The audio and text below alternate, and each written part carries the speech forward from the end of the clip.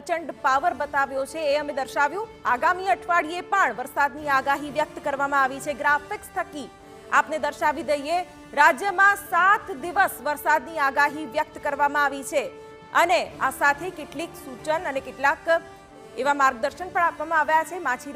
માછીમારોને દરિયો ન ખેડવાની સૂચના આપવામાં આવી છે, કારણ કે ભારે વરસાદની આગાહી હવામાન વિભાગે વ્યક્ત કરી છે। અમદાવાદ, ગાંધીનગરમાં મધ્યમ વરસાદની આગાહી વ્યક્ત કરવામાં આવી છે, એટલે કે ક્યાંક વરસાદ વરસે, કારણ કે ગાંધીનગર અને અમદાવાદમાં હજી જોઈએ એવો વરસાદ નથી વરસ્યો, ત્યારે વરસાદની સંભાવના વ્યક્ત કરાઈ છે। આ સાથે દક્ષિણ અને સૌરાષ્ટ્રમાં પણ ભારે વરસાદ પડશે, કારણ કે સૌરાષ્ટ્ર અને દક્ષિણ ગુજરાતમાં અત્યારે પણ મેઘરાજા ધમધમાટી બોલાવી રહ્યા છે, તેની વચ્ચે ત્યાં વરસાદ યથાવત રહેશે।